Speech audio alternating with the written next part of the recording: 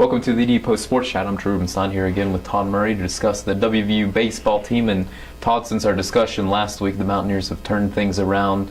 7-game losing streak has now been replaced by WVU winning 4 of 5 games. Took 2 of 3 out in Oklahoma, coupled with a couple non-conference victories. Seems like they needed it right at this time with the conference schedule kind of coming down to the home stretch here. What's gone right for the Mountaineers? How have they been able to right the ship here?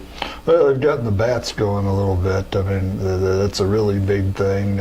In the past, they've had trouble getting key hits with runners in scoring position and 2 outs, and getting a lot of singles. Those singles have started to turn into some doubles and home runs. That was a big thing in their 14-2 win over Maryland. I think they had 7 doubles, a triple, and a home run in that game. And the bats are just coming around. That's something they've been waiting for a while, and it really hurt them in that 7-game losing streak. Absolutely, but when you look at the bigger picture and even entering the season, it seemed like Randy Macy really did like his lineup. So have they done anything unique or changed anything up, or is it just a lineup that had Bobby Boyd and Ryan McBroom and you knew it would come around in time? Yeah, I think it's a lot of that. Plus you've had people down at the bottom of the lineup that have started to produce. Brad Johnson, who hadn't played much early in the season, has really come on of late here. Cam O'Brien, who's taken over as the starting catcher, has also had a big home run in the Oklahoma series. He's started to hit. Michael Constantini, the number 9 guy, has proven that he's not an easy out. He had a couple doubles against Maryland. He's starting to get things going as well. When you can have those bottom guys, and then Munden and Boyd, McBroom, Rice, all those guys at the top, you've got a formidable lineup that's capable of scoring some runs. Todd, before we look ahead to this weekend series against Kansas State, let's look at the non-conference games that WVU's been able to win. Picked up quality victories against Ohio State and Maryland, in large part because of Ross Vance. And when you look at WVU, the NCAA tournament field, I mean, they're still there. Obviously, a lot of baseball left to be played, but what Vance has been able to do, the significance of that, especially when you look at WVU's resume.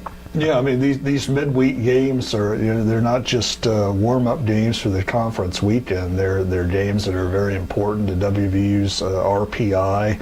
And Randy Macy has stressed these are games that they need to win, not just treated as a scrimmage game, something like that. But I mean, you look at Ross Vance has been huge in both those games. The complete game against Ohio State went 6 strong innings against Maryland in that romp, and has put himself in a position by throwing only 90 pitches against Maryland that they could possibly use him in the Kansas State series. So he's the one that really got them turned around. They were on that 7-game losing streak when he really took care of Ohio State here, and he's just been huge for them.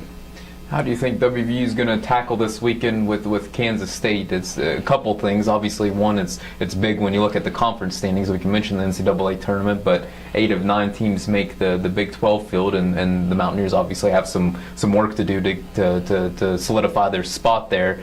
And obviously, last week the big discussion was Randy Macy moving Sean Carley into the bullpen. Seems like he's still keeping a guessing game exactly what he's going to do with his pitchers. What do you look for this weekend at Holly? Yeah, I mean, it's a huge series. WVU and Kansas State have the fewest Big 12 wins. WVU has played one fewer game. They're 4-7. Kansas State 4-8.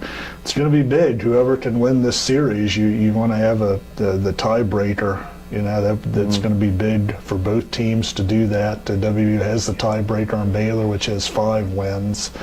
And Kansas as well is down bunched in with that group, and WVU will have a series there coming up in May that will also be big. So there's no denying the importance of the Kansas State series to WVU. They need to pitch, hit, and field extremely well, and come out of there with at least a couple wins.